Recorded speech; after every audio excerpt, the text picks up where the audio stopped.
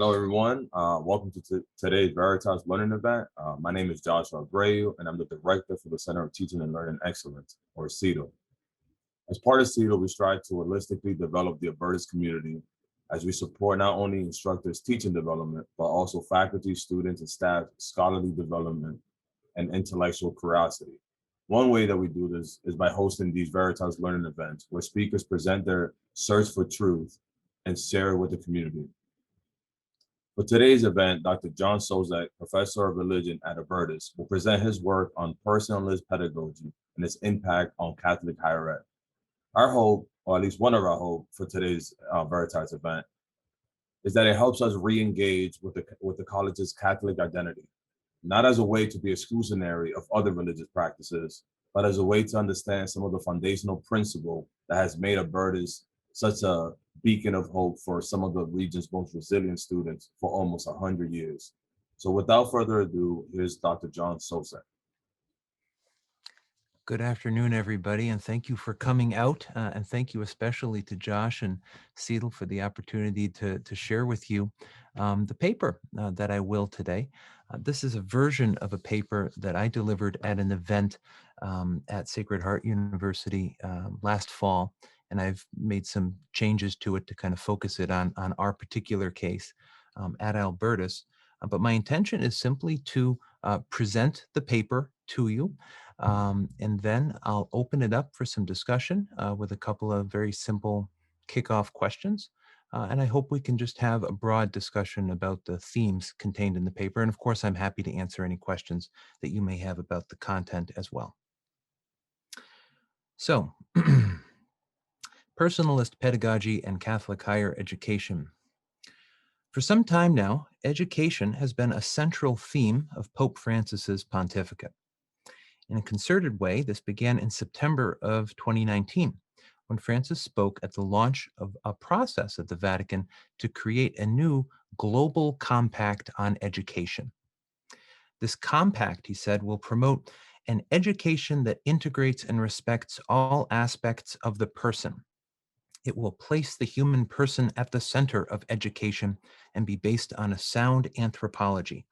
It will contribute to the long-term vision of creating a new humanism and challenging the throwaway culture criticized in his 2015 encyclical Laudato Si.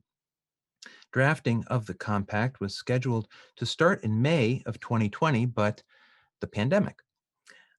So that later that year, in October, the Vatican held a relaunch of the process. Speaking there, Francis again emphasized the human person in the first of 7 commitments he makes.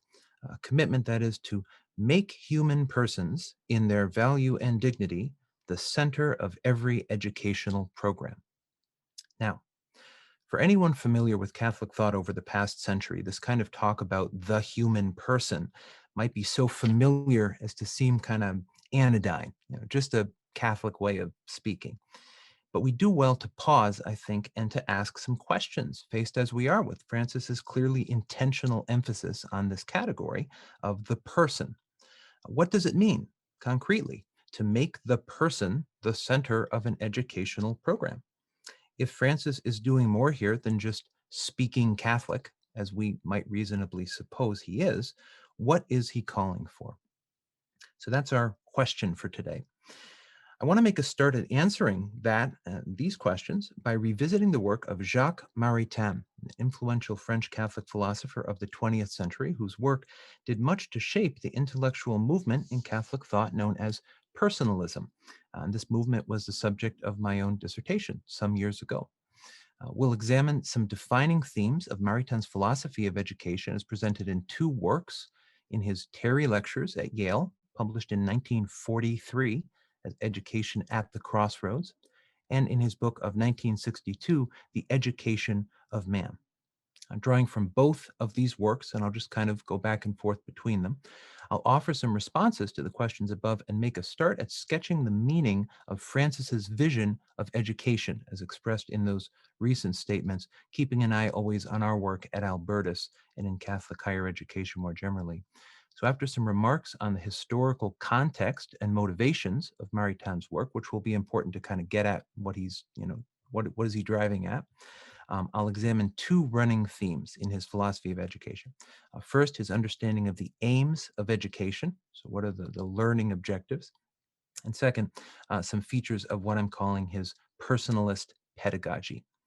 In conclusion, I'll say a bit about what all this means for us working in Catholic higher education today. So, to the history. A single phrase is often taken as the watchword of Maritain's philosophy of education: integral education for an integral humanism. So, this idea of integration is important for Maritain, as it was for many Catholic thinkers of his generation, and his treatment of it has done much to influence subsequent Catholic thought. For example, we'll recall that Pope Paul VI, citing Maritain in a footnote, called for the integral development of developing societies.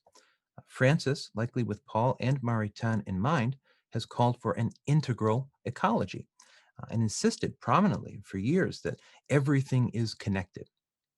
But we might ask here, what is an integral education? What problem is this kind of education meant to solve? What's driving it? And why all this emphasis on integration to begin with? So to answer these questions, I want to take a little historical detour.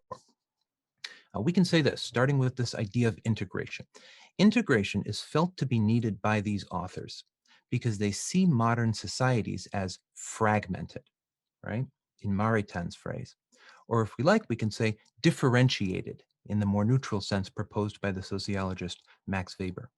As societies have grown in complexity, community, Weber's Gemeinschaft, has given way to mass society, his Gesellschaft. The organic unity of familiar human relations has yielded to more impersonal and alienating modes of interaction. For a contemporary instance of this concern, recall Francis's criticism of what he calls the technocratic paradigm in Laudato Si and elsewhere. Francis acknowledges that this paradigm or way of seeing has indeed borne much fruit across many spheres of human activity, leading to unprecedented technological developments and economic growth. Yet its cost, he thinks, has been unacceptable, so much so that we need a new paradigm, and Francis calls it integral ecology. That's his answer. This will combat the ills of technocratic thinking while hopefully preserving its gains. All right. From these comments about integration, we can turn to the idea of the person, right? As developed within the personalist movement, Catholic emphasis on the person can be read as an effort to achieve the same end that we're talking about with integration, to reckon with the costs of modern fragmented societies without undoing modernity itself. From the French Revolution, 1793, all the way up to the end of the 19th century, one can call Catholic responses to the modern world nostalgic, right? Many Catholics wanted to recover pre-modern, even medieval forms of life, to go back to a time before the modern world. The return to the philosophy of Thomas Aquinas, called for by Leo XIII in his Eterni Patris of 1879, is representative of this impulse. By the 1930s, however, a shift had occurred, and Maritain, himself a prominent Thomist as well as a personalist, was at the forefront of this shift. Rather than undo modernity, go back to the Middle Ages, right? At the unacceptable cost of scrapping the many gains of the modern world, we might start, Maritain thought, from where we are. Start from that condition of fragmentation, differentiation, and from there try almost surgically to reassemble the fragments of our societies in such a way as to preserve the gains while reducing the costs. Social differentiation then would not be rolled back, but various spheres of society would be, you guessed it, integrated, right? Yielding new, call them integral approaches in various disciplines.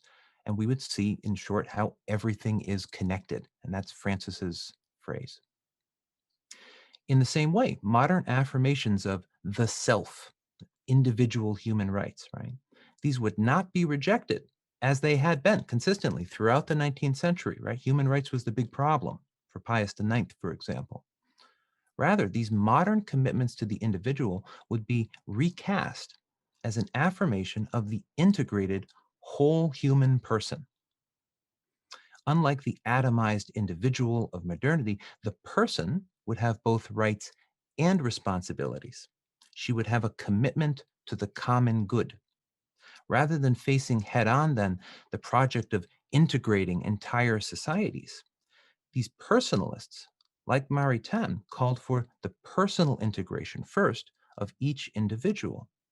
This new aim, in addition to being more serviceable in the context of dialogue between the church and modern societies, had the benefit of harmonizing with a lot of trends in culture at that time, including existentialism, interest in personal authenticity, developments in phenomenology and philosophy, as well as the discourse of human rights, which of course became so important after 1948. And Maritain was himself among the drafters of the Declaration of Human Rights. In this way, we can begin to explain the curious fact that the Catholic Church, the strongest opponent of human rights throughout the 19th century, became their strongest advocate in the 20th century. All right. All right, so let's keep in mind this whole story. We've had integration, we've had the person, we've had the kind of motivation behind his project and some historical context. Now we can go back to our main thread, which is education. For Maritain, we can say, in his philosophy of education, education has two essential aims. The first, he says, pertains to the student's integration as a person, thinking of that in the context of the story we just told. Second, the essential aim is to prepare for a career and responsible citizenship. Both of these aims are essential. Maritain's a Thomist. That means something, right? But also they're ordered. So the first essential aim is to create conditions for the student to integrate the various aspects of herself as a person. This includes her body and spirit, but also an overcoming of contradictory ways of thinking and unhealthy patterns of willing.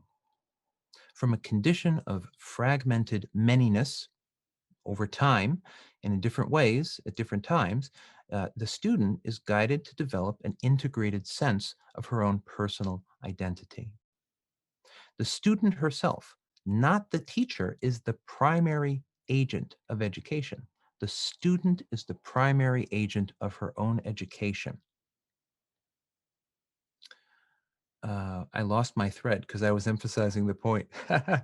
For only the student can effect this integration in freedom for herself, by herself.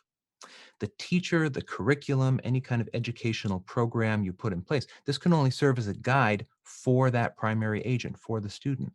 As Maritain puts it, education is meant to guide man in the evolving dynamism through which he shapes himself as a person. Education is in this respect a human awakening, an awakening that is to one's interior life and to truth and goodness and beauty. Education thus helps the student attain full formation or personal completeness. The student is made more human by the disciplines and objects of her study, insofar as these convey the spiritual fruit and achievements of the labor of generations, and deal with things which are worth being known for their own sake, for the sake of truth or the sake of beauty. That's Maritain. The humanities are called the humanities, then, we can say, not because in them we study humanity, but because through them we ourselves are made more human. The second essential aim of education, to prepare for a career and citizenship. This is not subordinate to the first in terms of its importance. It's also essential, right? But Maritain seems to say, if you want this way, seek ye first personal integration, and the rest will be added unto you, right? Put otherwise, lead a student to be awakened to a sense of her own freedom and intellect, responsibility, rootedness in culture, and she will, by natural extension, seek to contribute to her society. Parenthetically, it's worth noting that this does not work the other way around. Vocational training on its own does not integrate the personality. And this we'll see as the importance of the liberal arts in Catholic higher education. Here, Maritain acknowledges the advances brought about by modern theories of education, which have tended to focus education on practical life and the needs of society. Uh, John Dewey, other modern philosophers of education, it did away with the bookish kind of elitist approaches of the past, God and the Greeks. And for Maritain, this was to the good, even if he takes exception to such theories in most other respects. It's notable that Maritain insists throughout both of the works that we're considering that the kind of education for freedom that we're talking about here, right, liberal education, must be made, quote, available to all. Right? He regarded this as an indispensable precondition of democratic self-government, of which he was a vigorous advocate, and a claim which resounds clearly in its importance today. All right, so we have considered these aims of education clearly with a focus on the individual student. But remember, for Maritain, integral education is for an integral humanism. His ultimate aim, right, is to transform and renew our cultures and our societies. So, as he could say in 1943, in the belly of the war, the individualism, this is a quote, the individualism of the bourgeois era should be replaced not by totalitarian or sheer collectivism of the beehive, but by a, here it comes, personalistic and communal civilization grounded on human rights and satisfying the social aspirations and needs of man. So recall our story above here. We can say that this personalistic and communal civilization, this is Maritain's alternative to that return to a kind of medieval Christendom, right? That earlier critics of modernity wanted to see. This kind of civilization, personalistic communal civilization, is characterized by Maritain vividly in another one of his works called Integral Humanism, 1936. In confronting the crises of the modern world, he says there, and he uses a really vivid image.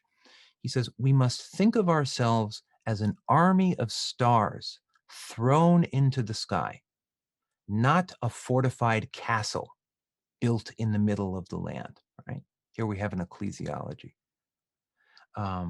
Persons educated in the integral manner Maritain calls for will be equipped to play the role of these stars, right? Not establishing a fixed and defensive alternative to a fragmented modern world, secular culture, but guiding that world along new and more authentic pathways by the invisible network of their combined light. Okay, last section on pedagogy here. Our focus so far has been on the students themselves. We can say, in the language of our time, the learning outcomes, right, that Maritain proposes. So we can now turn to the specific role of the teacher, relevant for many of us, or what I'm calling Maritain's personalist pedagogy. He doesn't use that term. I think he should have, but he didn't. We can start from a simple question. If the student is and has to be the primary agent of her own education, what is left for the teacher to do? Well, Maritain puts it this way. He says, teaching is an art, and the teacher is an artist. But the teacher is not like a sculptor who works with a passive clay, right? The teacher's art is more akin to medicine. And here's the only block quote in the paper. Maritain, medicine deals with a living being that possesses inner vitality and the inner principle of health.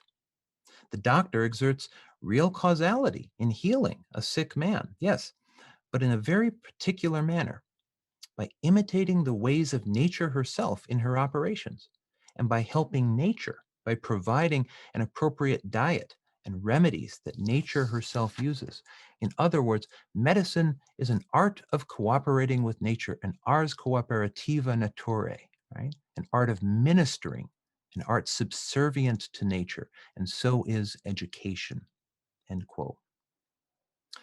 Skilled in this cooperation with nature, the teacher establishes conditions under which the student can achieve her own awakening and integration.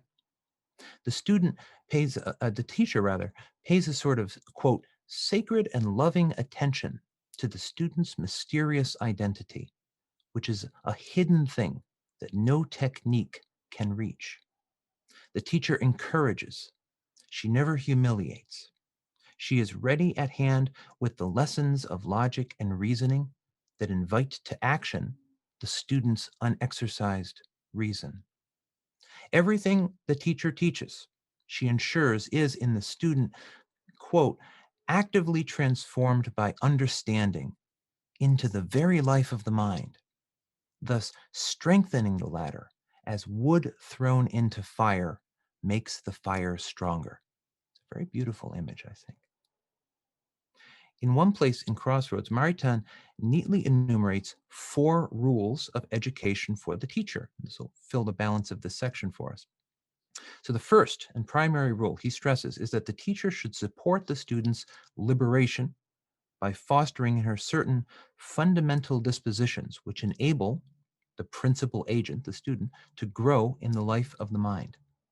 Among these, he includes a love of truth, the good, and justice, a sense for the value of cooperation, and what he calls a simplicity and openness to existence. I like that last one.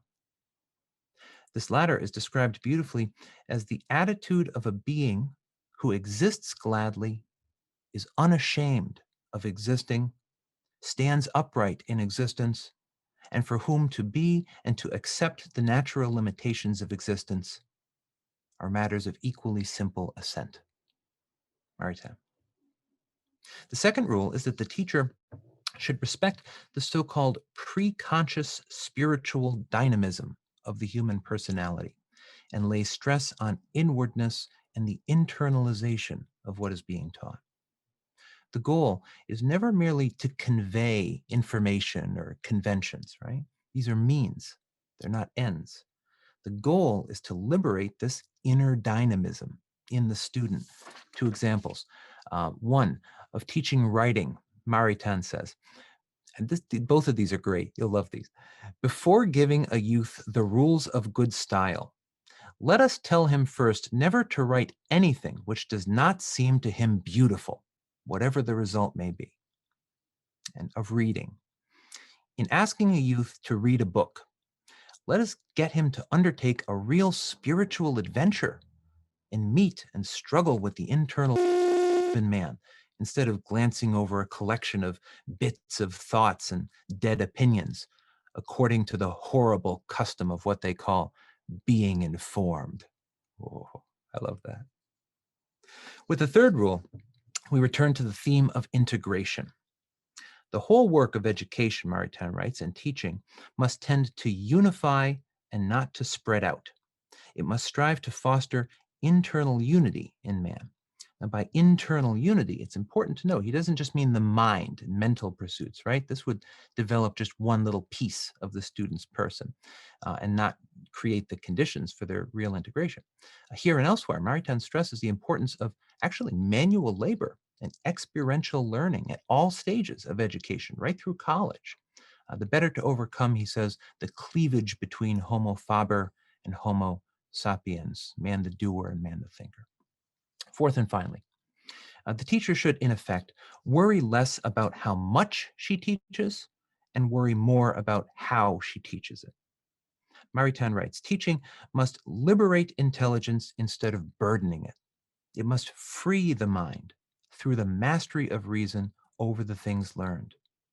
The goal is to occasion this mastery, not to fill up the student's mind.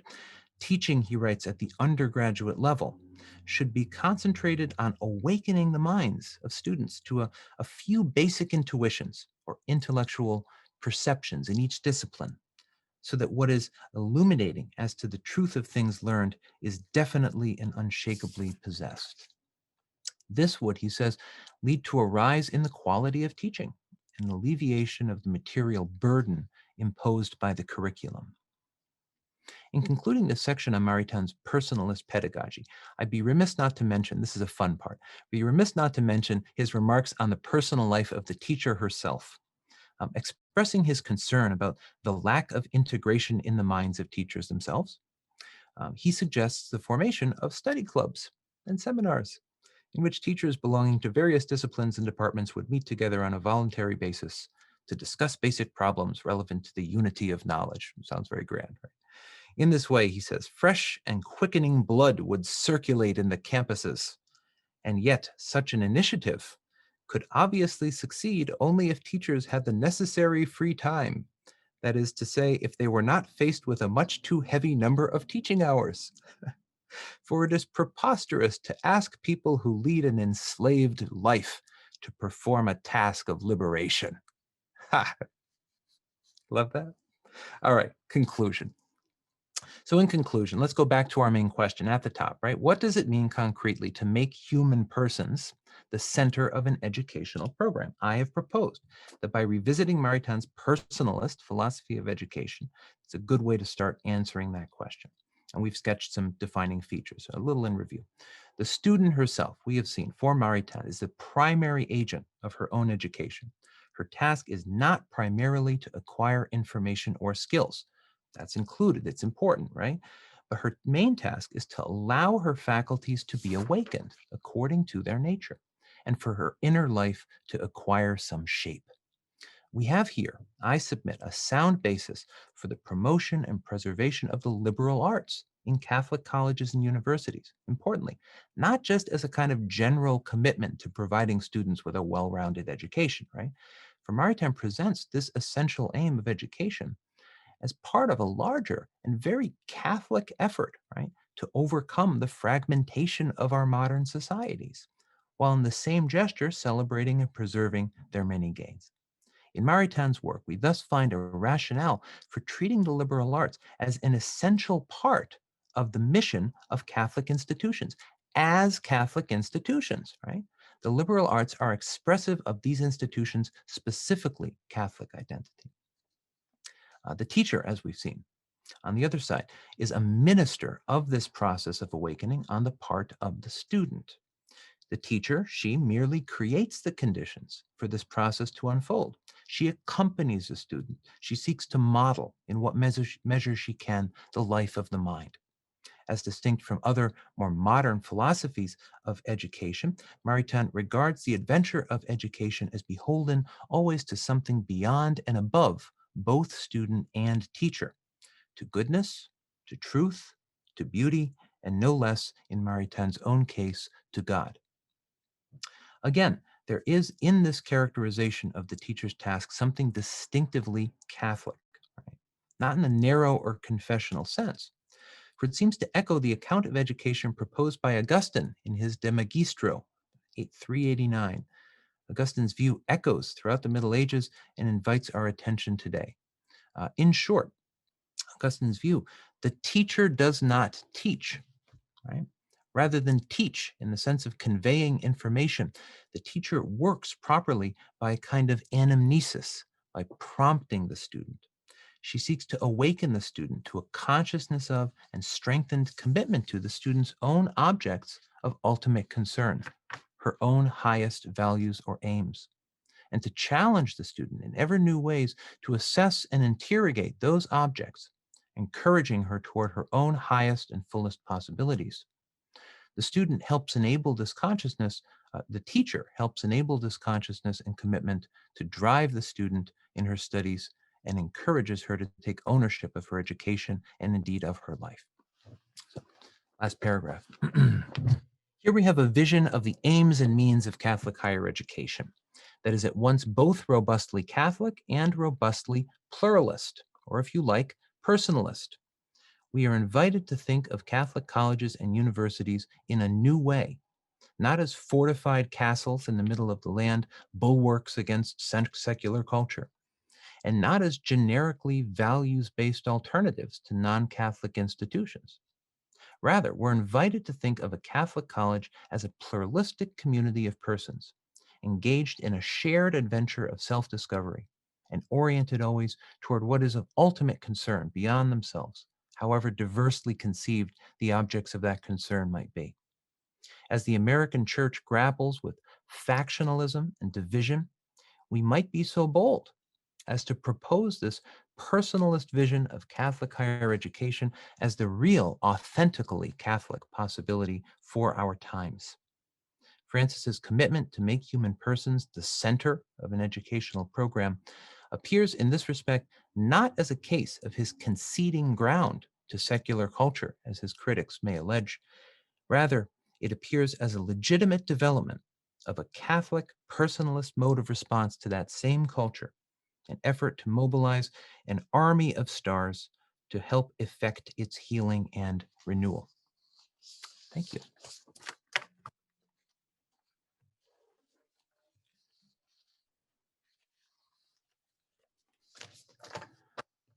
Joshua, how are we with the connection? Are we okay? We are good. That was amazing. Wonderful. You wanted to pose some questions to the audience. Right.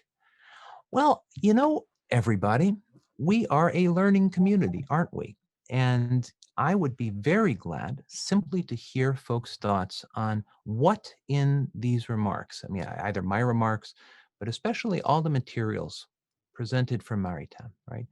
What resonates with you either as reflective of what we are doing at Albertus, because in my estimation, we are doing a great deal of this already, at least striving to do so. And what resonates as something that we could do more of, could do better, an area for growth, perhaps inspired by Maritain.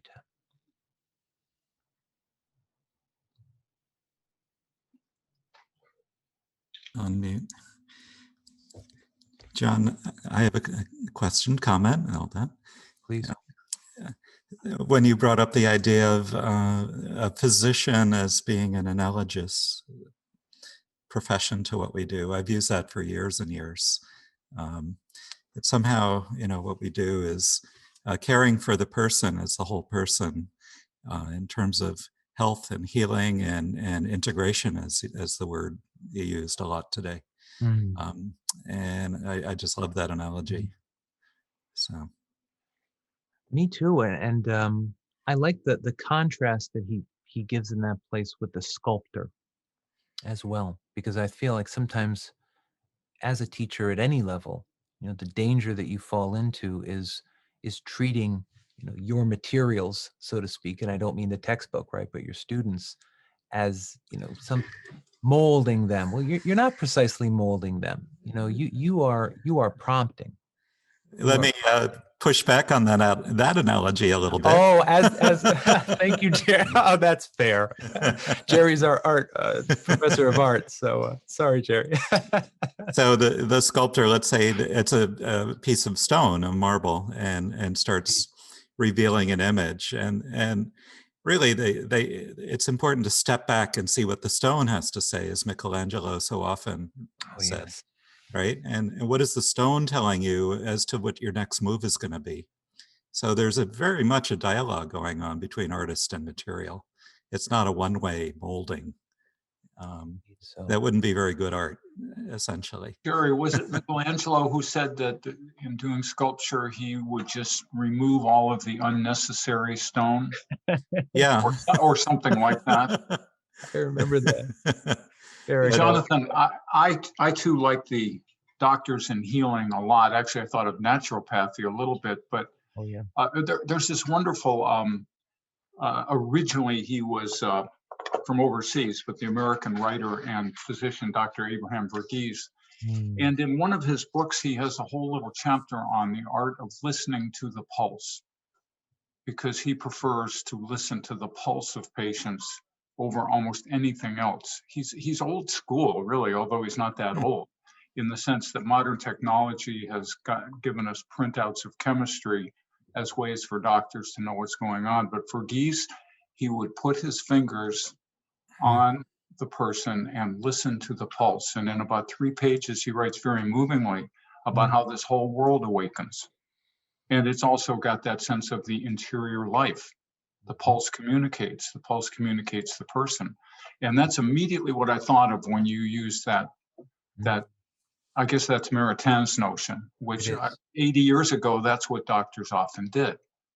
They listened, they observed. Doctors were as much humanists as they were scientists, I think. I don't know if we could make that assertion today. Right. Well, I feel like there too, one theme that kind of emerged in this paper is this idea of trying to preserve the gains of modern society, modern life, but to somehow recover what's been lost. I mean, what has been lost in a way? I mean, that kind of personal, deeply sensitive attention of the physician to the pulse. I mean, now there are more technological kind of quick ways of perhaps doing that.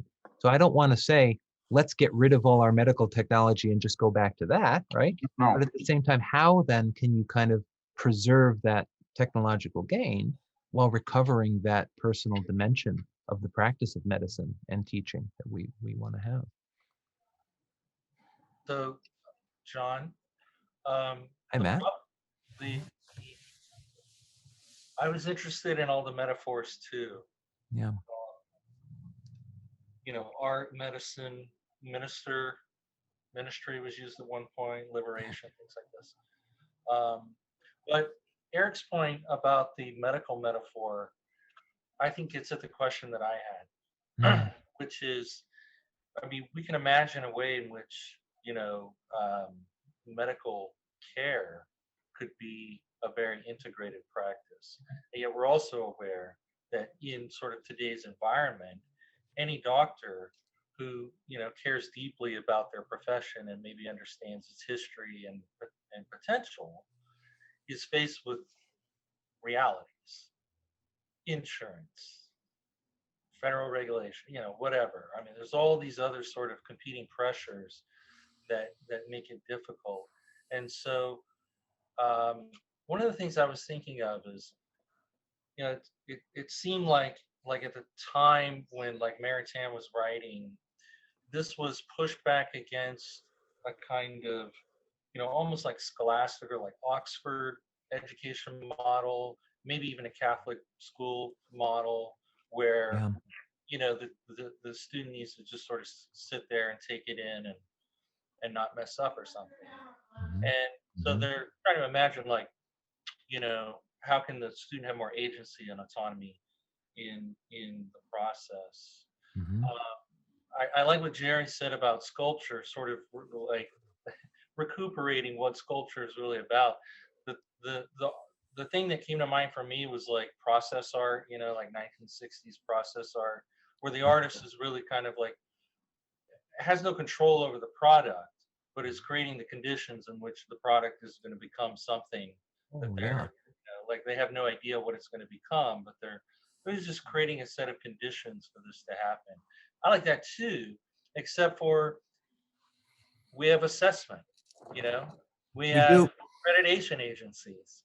And so I think that was my question was, how do you think the let's call it the idealism of like the personalist, the integrated, the Maritain pedagogy model functions within our environment today, where we have these, on the one hand, we have students who need basic skills. On the other hand, we have, NECHI and different things like that, wanting us to, collect data on learning outcomes. I mean, how do you square these, the ideal and the practical? Right. I mean, call it idealism, call it romanticism. I mean, this is a constant problem of this personalist movement throughout its history, and maybe an extension of that is utopianism, right? I mean, and in fact, I mean, to push back on Maritain myself here, right? I mean, integration can be a healthy kind of integration where all of the pieces kind of retain their individuality and dignity. And that's certainly how I would propose that for us at Albertus. But we have to remember that, I mean, in France, integralism, antéclisme, is a negative thing, right? I mean, that is a way of talking about in the French mode, a kind of homogeneity of culture. And I would regard that as a misreading, at least of Maritain's text. I don't think that's what he called for, but that's how it's been read. My perception map, I mean, in part is this, and that's kind of why I started at the beginning with this, Catholic way of speaking. Are you just speaking Catholic? We always say the human person. Every Catholic college in this country has a glossy brochure that says we're going to help you to develop as a human person, or some variety of that, right? But the trouble with it is like, when you try to operationalize that at a scale larger than you in your classroom on this day, right? Because you and I both in our classrooms could try to achieve something like this ideal on a session by session basis, right? But then when you look at the whole big picture, the machinery, the apparatus of academic life, I mean, you are living in a kind of mass society in that sense. And so, yeah, I mean, to what extent is this personalist vision actually realized? And we could go into the history of it a bit without getting into all of that now. Many of us might be familiar with the name of Paul Ricoeur, who was a well-known French thinker connected with hermeneutics and interpretation. And he was a close friend of Emmanuel Mounier, another major figure in personalism. He was very kind of a fellow traveler of that movement. And he later split from it. And he put his faith rather, and he saw this as an extension of his earlier commitments, in institutions, in just institutions where people are respected, persons are respected, right? So this moment that Maritain's writing in was figured by Ricoeur as a kind of romantic moment, right? A vision. And Ricoeur then later himself in his political thinking sought more kind of procedural or programmatic means of ensuring the respect for the person in law. Oh, I see. So it's like it's the perennial question: how do you take the ideal and then institutionalize it without losing the spirit of it? And I guess that doesn't mean that each one of us, present here today or watching this talk can't try to instantiate these ideals again on a session by session, encounter by encounter basis. But those realities seem always to press it into the future. Right. Yeah. I mean, I think we all experience this, right? In our classes, we want to create experiences. Sure. We want to create experiences where they sort of discover things for themselves. Yeah. But then we're also conscious that there are learning outcomes, and they've got to demonstrate them, and we've got to provide data on the learning outcomes that they mastered or didn't. And so that seems to be the trick that, like, at Albertus, we've always tried to negotiate and not lose sight of, is how can we create programs, curricula, and so forth, where the institution is sort of at the service of that real kind of integrated learning encounter that they're talking about. Even just think about religious traditions in general. I mean, there's a perennial tension, right? Perennial tension between law and prophecy, right? Structure and anti-structure. And so there are always going to be learning outcomes. And I wouldn't want a world in which there were no learning outcomes, right? Because, I mean, what's this teacher doing over here? Who knows? There's no standard. There's no way to know. You're not going to give that person a grant, right? Fine. Okay. So you need your learning outcomes. You need your law and your structure. But if you lose that spirit amidst all that structure, well, I mean, that's also undesirable.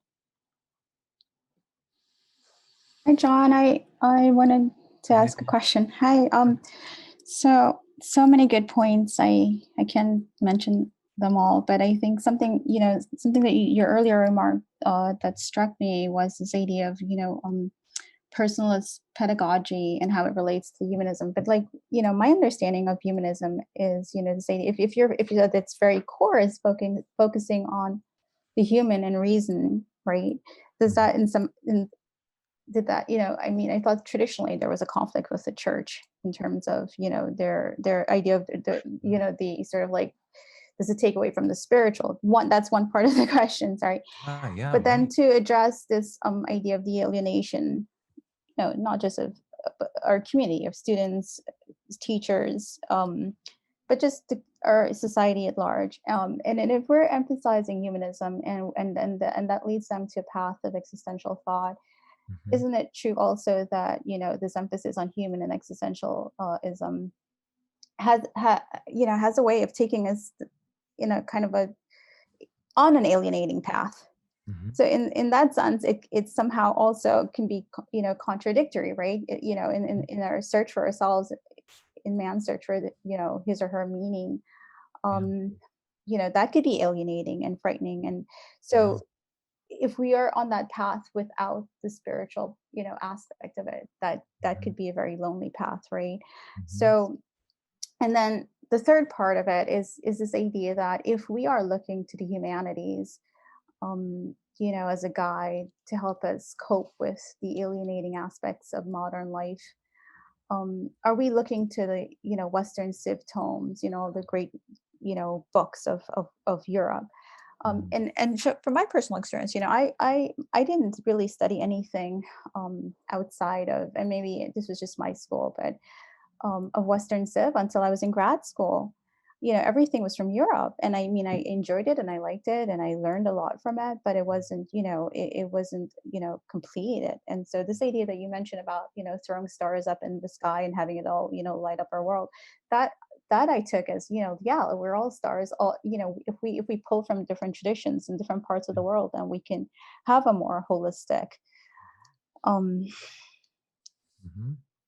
teaching experience and learning experience as well. And if we are talking about this, the internal dynamism of students, then like, can we address that? Do we have to read Dostoevsky to understand the human struggle, or could we read Native Son? Can we read, The Fire Next Sun by Baldwin, right?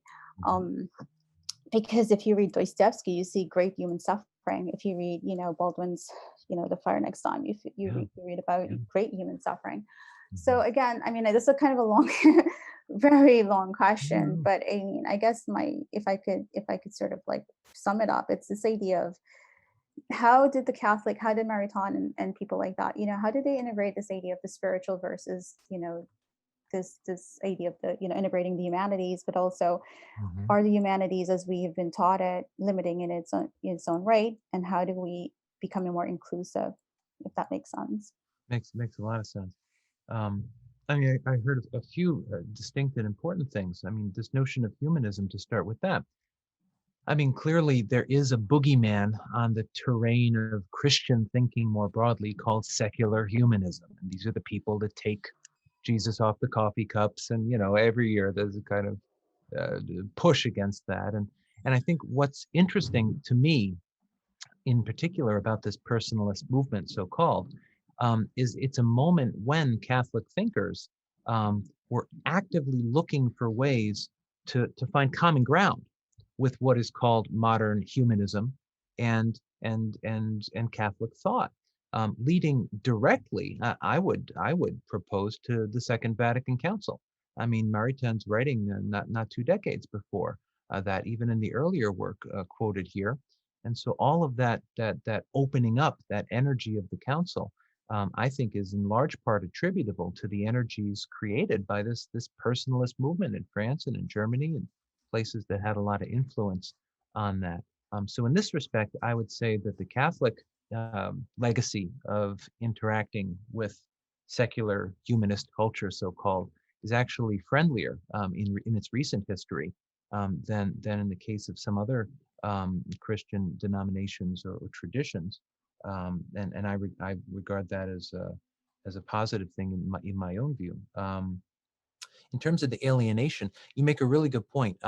It's interesting, this personalism and existentialism, right? Personalism is kind of forgot. Existentialism made it into the movies. So and Sartre wrote good books, right? So everybody was talking about existentialism. Personalism was big in France for 20, 30 years, and then it kind of waned.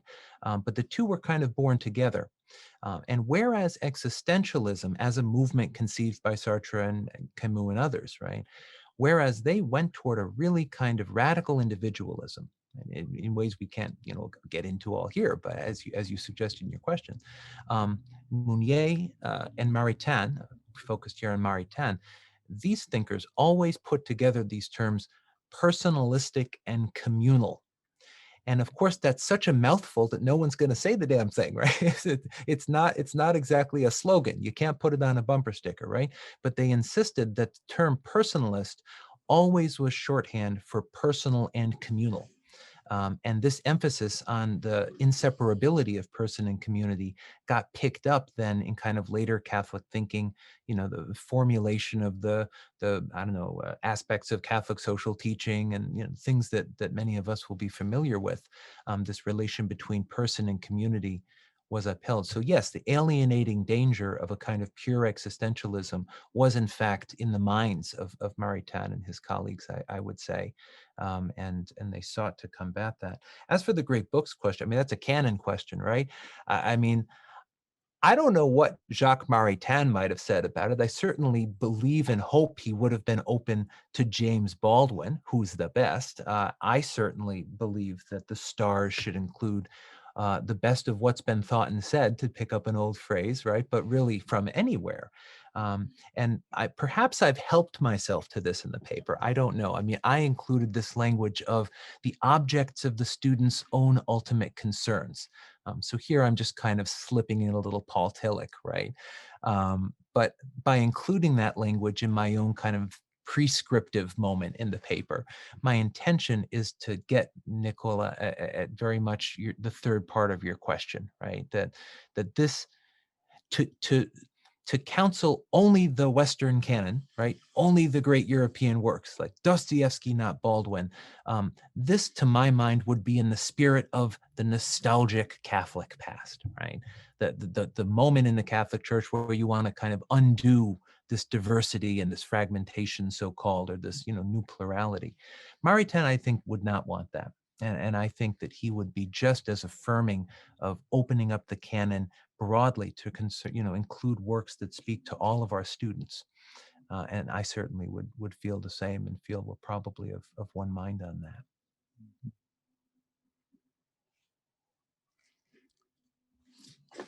I just put in a quote from a really good source summing up Maritain's life and work in the chat here. Oh, good. And it refers to intuition and understanding that attaining knowledge of the existence of God, not only through the intellect and through Thomistic 5 ways, but also through intuition. And I just wanted to bring that up as intuition and a sense of the nonverbal as being so important in the teaching process and working with our students as well. It's a kind of knowing that is aside from facts, I guess. Well, and Jerry, I'm glad you bring this up, because I mean, one work that was not mentioned from Maritain is his famous Art and Scholasticism. Right. So certainly, I mean, he's a thinker who had a great sensitivity to these intuitive dimensions, and I'd expect that informed a lot of what I was able to present in the paper in terms of his thinking on education. Right, right.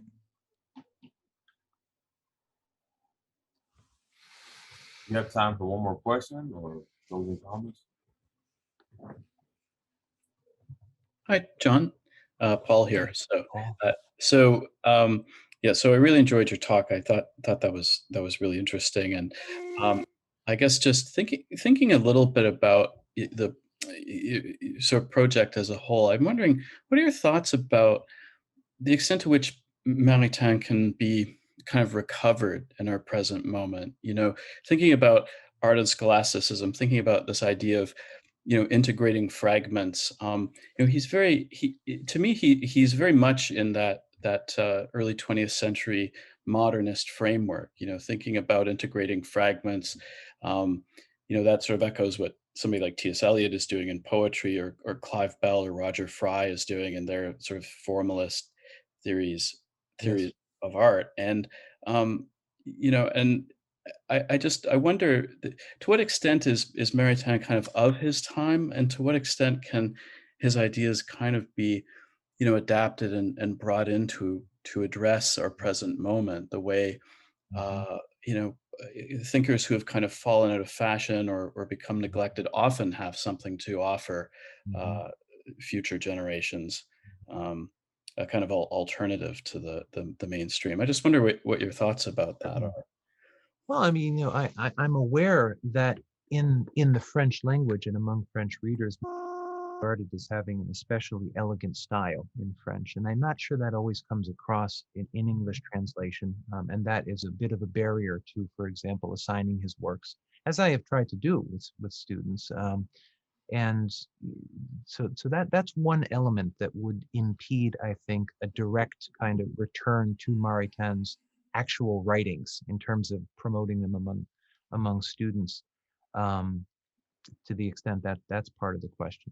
I mean, substantively, you're certainly, I certainly agree that this idea of putting together the fragments is characteristic of this whole 40, 50-year period, right? The kind of end of the First World War up through maybe 1960. To my mind, the great value, and why I guess I chose to focus on personalism in the dissertation, the great value of these admittedly old materials is they show a moment in Catholic life where the idea of the person was being developed, was being formed, right? I mean, the Catholic Church, on my kind of reading of the history of this, didn't simply go to Augustine and Aquinas and say, hey, let me take your idea of the person, right? There was a process of melding this kind of modern subjectivism with, later on, a kind of Thomistic objectivism, right? And this yielded, in large part, the thought of John Paul II, not an inconsequential figure later in the century, right? I think that the language of the human person has become associated with Pope John Paul II's thinking and with the kind of politics and theology and style of his pontificate, right? Such that a lot of people don't feel comfortable with this language of the person. It feels, in a word, conservative, right? It feels to be on a certain side in the culture wars. But if you look at the earlier materials, the places from which John Paul himself got this language of the person and developed it, Max Scheler, Jacques Maritain, Manuel Mounier, Gabriel Marcel, there's a much more open approach. The person is not yet kind of married to Thomas Aquinas, right, as it later came to be in Catholic thinking. There's more possibility in how these thinkers were approaching this category of personal identity. So I think on that level, Paul, like of going back to these materials, of seeing how this category got negotiated, and of deriving from that ways to understand Pope Francis, let's say, because he's talking about the human person all the time. And he's not doing it in exactly the same spirit as John Paul II. So what is he doing, right? What does he mean when he says person? And my hunch is that he means something a lot closer to what these admittedly old thinkers had in mind. Thank you. Yeah, I think that's great. Yeah.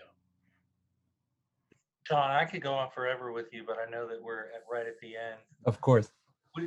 And I also know that you and I will continue the conversation later. Happily. But I wanted to say, before this is over, I just how much I appreciate having you on board with us, and you bring so much in terms of, knowledge of tradition that some of us know more about than others, right? And I've already learned a lot from you.